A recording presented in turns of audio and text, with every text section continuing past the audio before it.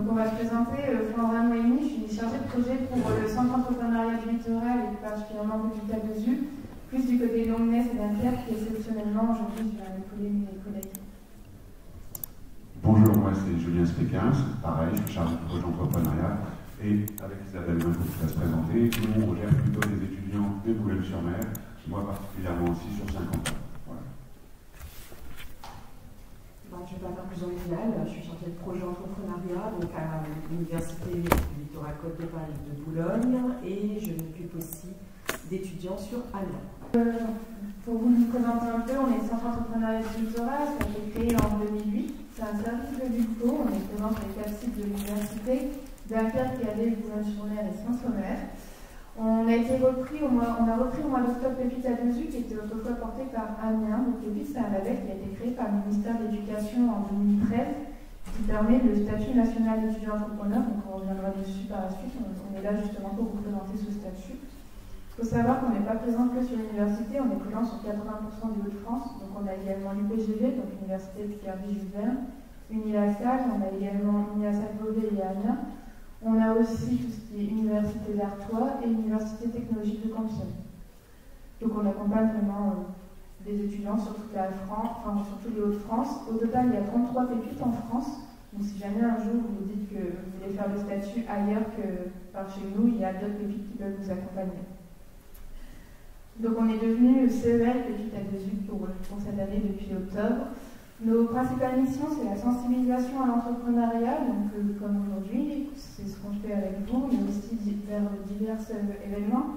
On a des concours pour nos porteurs de projets, on a différents jeux, etc., qui nous permettent de vous sensibiliser à l'entrepreneuriat. On fait également de l'accompagnement d'étudiants entrepreneurs, plus particulièrement avec le statut national étudiant entrepreneur. Donc l'année dernière, on avait 150 étudiants accompagnés avec un projet d'entreprise. Cette année, pour un début d'année, on en a déjà une cinquantaine, 50 qui vont encore arriver là actuellement, et on vise à peu près 200 étudiants pour l'année. On fait de la recherche en entrepreneuriat, c'est géré par notre directeur qui s'appelle Monsieur Docou, qui est notre directeur de service. Et on fait également tout ce qui est formation en entrepreneuriat, donc on a des heures de modules parmi nos étudiants, enfin, avec les cours de nos étudiants. On a entre 3 et 7 heures de modules en entrepreneuriat pour nos étudiants. Donc l'équipe elle est assez grande. Vous avez Isabelle et Julien qui se sont présentés, qui sont sur Boulogne. Vous pouvez retrouver mes collègues Ashley, Marie-Laure et Chloé sur Dunkerque. Vous avez également Mylène et Laura qui sont présents sur Calais. Monsieur Docou, notre directeur de service, et Degrip Marie qui est notre chef de projet. Est-ce que vous savez ce que c'est l'entrepreneuriat? Il n'y a pas de mauvaise réponse. N'hésitez pas parce qu'en fait, si on passe 1 heure avec vous et qu'on fait 1 heure tout seul, ça ne va pas être sympa ni pour vous ni pour nous. Ouais, il y a créé. Ouais, créé. Ouais. Est-ce qu'il y a d'autres propositions? Vous pouvez le faire sans micro, hein, je pense à ça. Est-ce qu'il y a d'autres propositions dans la création d'entreprise?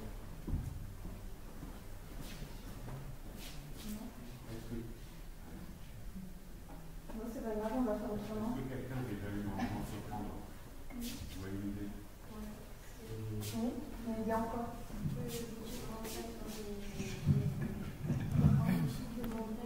Boutique Randstad à l'Espagne, est-ce qu'il y a d'autres idées? Mais cela, c'est quoi l'entrepreneuriat pour vous?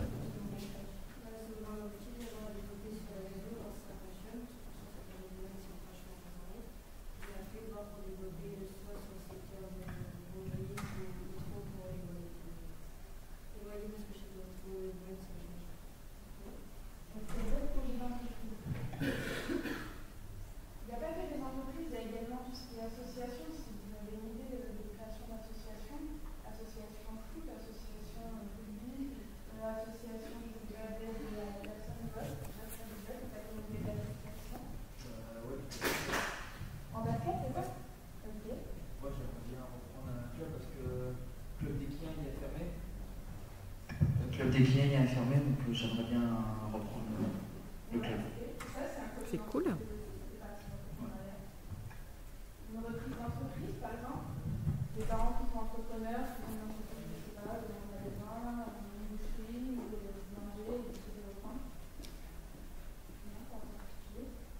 que quelqu'un, par exemple, a déjà créé une campagne pour créer un événement ou simplement pour organiser un anniversaire? Ben, vous avez entrepris. Voilà.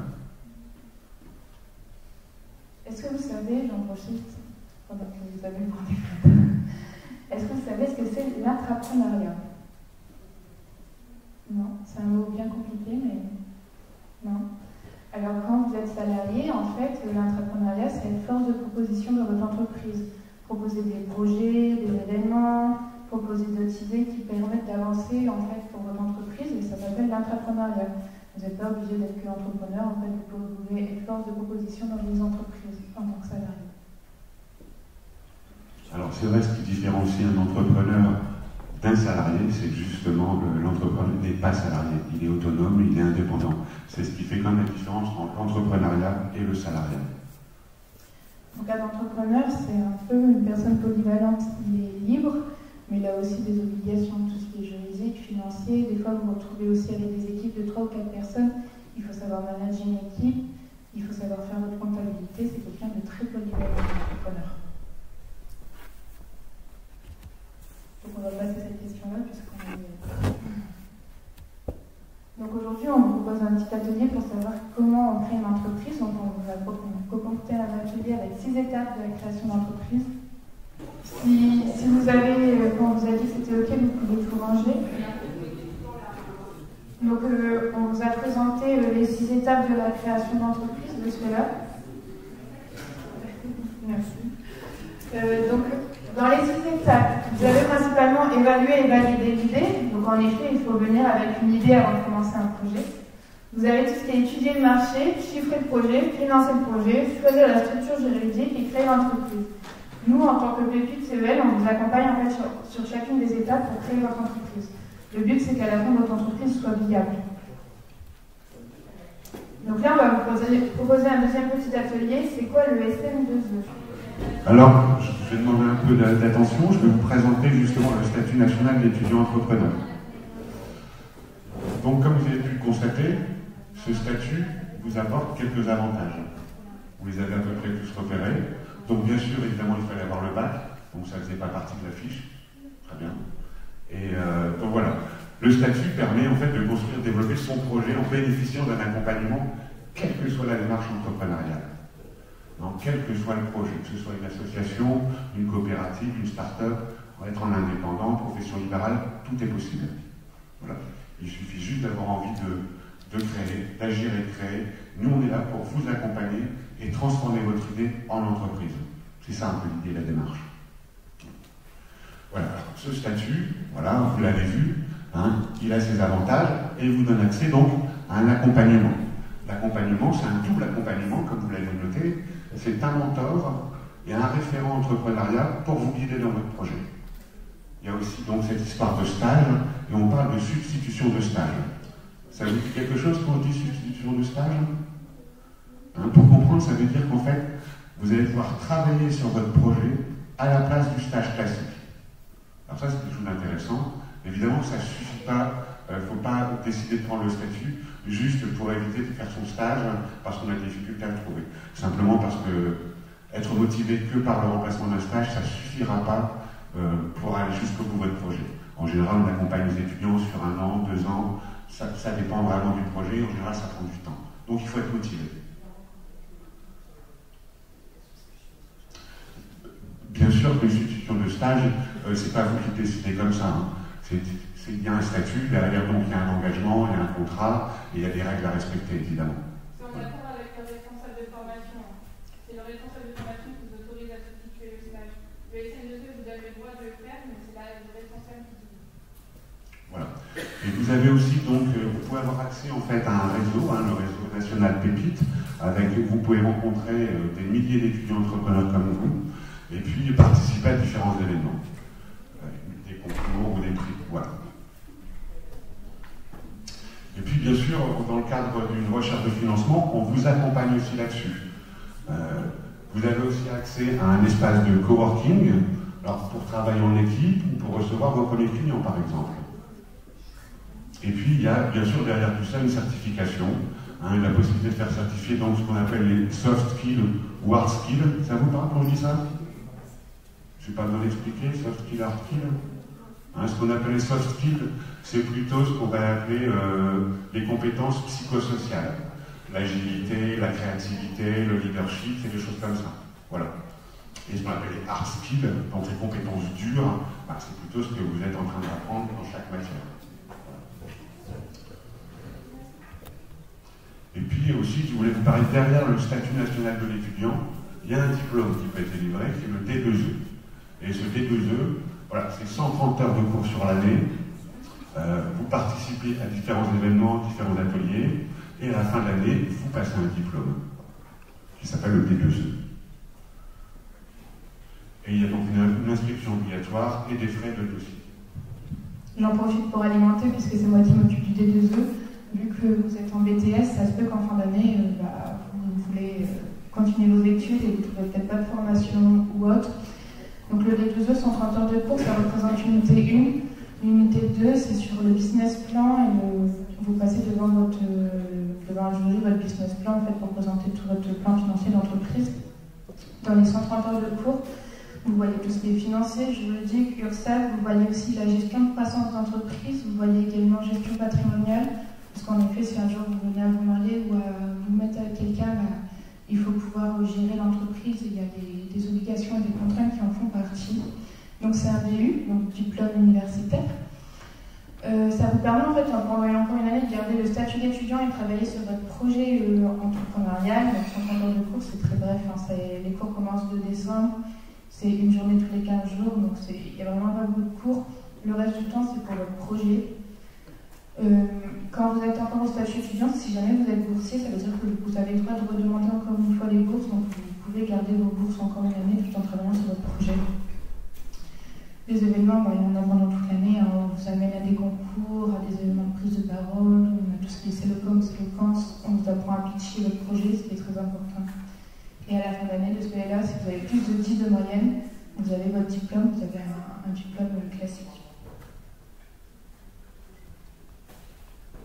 J'en profite également, vous avez des frais d'inscription qui s'élèvent à 500 € si vous n'êtes pas boursier. Bien sûr, si jamais ça vous intéresse le diplôme, vous n'avez pas les moyens de le payer, on peut vous orienter vers l'assistance sociale en général qui aide beaucoup les étudiants à financer leur diplôme s'il y a des problèmes financiers. Sinon, c'est 0 € quand vous êtes boursier. Et quand vous êtes en double cursus, ça arrive, mais c'est rare qu'on propose aux étudiants, c'est 180 €. Les doubles cursus, c'est pour les étudiants qui redoublent une année scolaire, qui ont quelques heures de cours à rattraper, donc on leur propose de faire le diplôme en même temps. Voilà, donc pour vous le rappeler, les critères d'éligibilité, comme je l'ai dit tout à l'heure, donc c'est d'avoir son bac, ce qui est votre cas déjà, et puis avoir une idée de projet formalisé. C'est vraiment les deux premières règles. Et puis après, si vous venez chez nous, évidemment, c'est que vous êtes sur le territoire, ce qu'on appelle la 2U, Artois, UPJB et ULCO. Voilà. Quand vous dites projet formalisé, on ne vous demande pas une étude financière, sans financer, etc. On vous demande d'avoir bien réfléchi quand même à votre projet, parce que quand vous allez passer, en fait, pour pouvoir avoir le statut, vous passez devant un jury. Mais devant un jury, il faut quand même pouvoir expliquer votre projet et savoir répondre aux questions. On ne vous demande pas de venir avec tout finalisé, au contraire, on est là pour vous aider là-dessus. Mais avoir au moins une bonne idée de projet. Si vous nous dites je viens et je veux juste vendre des cookies, ok, mais encore on peut vous aider. Voilà, il faudra déjà avant tout croire à votre projet en fait. Voilà. Vous avez des questions? C'est marqué formation initiale, mais du coup, formation en apprentissage, ça marche aussi ou... Peu importe les formations. Oui. Oui. Voilà. Et donc, si vous êtes intéressé, pour candidater, il y a plusieurs accès possibles. Vous pouvez aller sur le site, notre site pepita2u.fr, où l'adresse en dessous, vous allez pouvoir retrouver. En tout cas, sur notre site, ici, vous accédez après à une page très officielle du gouvernement qui vous permet en fait de cliquer, devenez étudiant entrepreneur, et là, vous arrivez sur un formulaire dans lequel vous allez remplir, et c'est là où cette idée de projet formalisé, vous allez pouvoir l'écrire. En réalité, quand on parle d'idée formalisée, c'est être capable de définir en 5, 10, 15 lignes l'idée de votre projet à peu près structurée dans votre tête, voilà. Et ça, au travers de ça, après, ce qui se passe, c'est qu'il y a un comité d'engagement. Nous, on reçoit donc les demandes, on regarde donc, on participe à un comité d'engagement. Les étudiants, on les rencontre souvent en visio, ils présentent leur projet 5 minutes, on délibère, on discute 10 minutes avec eux, et après, dans les minutes qui vont suivre, on accepte ou pas le candidat. En règle générale, la plupart des candidats sont acceptés, sauf excepté des projets vraiment trop farfelus ou qui n'ont pas de sens ou pas du tout réfléchis, par exemple. Mais en règle générale, la plupart des projets sont acceptés. Voilà. Voilà. Est-ce que vous avez des questions? Non?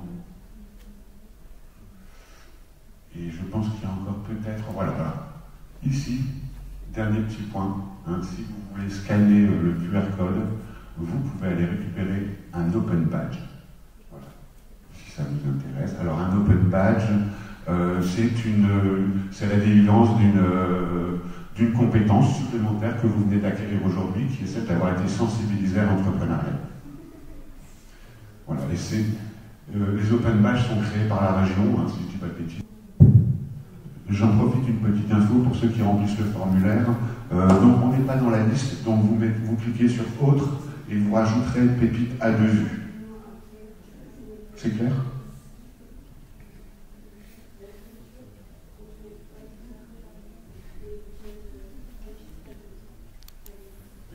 Pépite à 2U.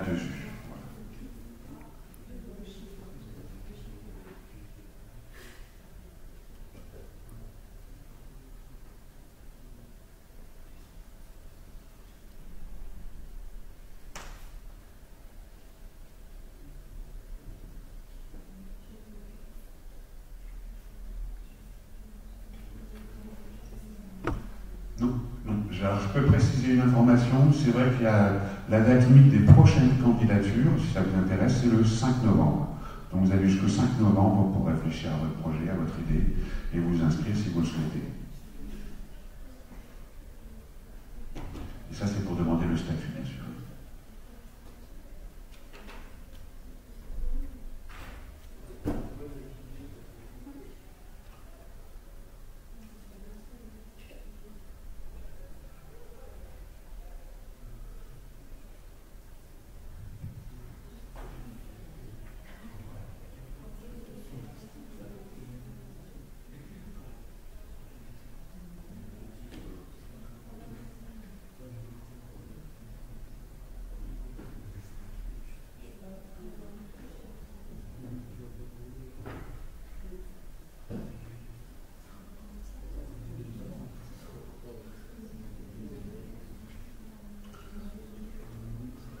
On a fait le tour du diaporama, on a fait le tour de notre intervention. Si vous avez des questions, c'est le moment.